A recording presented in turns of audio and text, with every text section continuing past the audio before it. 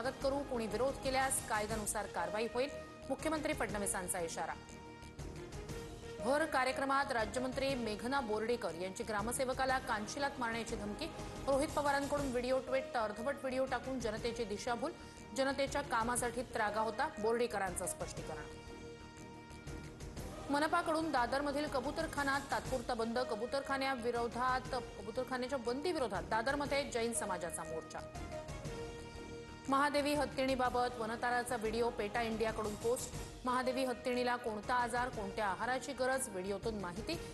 महादेवी हत्तीणीचं आरोग्य आणि रक्षण हाच आमचा एकमेव हेतू, वनताराकडून स्पष्ट।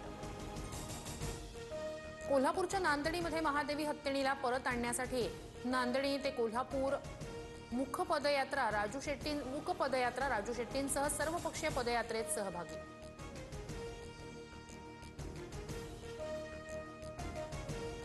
पुण्यातील कोथरूड पोलीस स्टेशनमध्ये मारहाण झाल्याचा महिलांचा आरोप।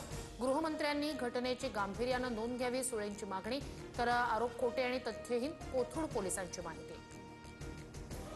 सामाजिक न्याय भवनाच्या वसतिगृहासाठी 5-10-15 कोटी कितीही मागा, लगेच मंजूर करतो, सरकारचा पैसा आहे, आपल्या बापाचं काय जातंय, संजय शिरसाट यांचं वक्तव्य।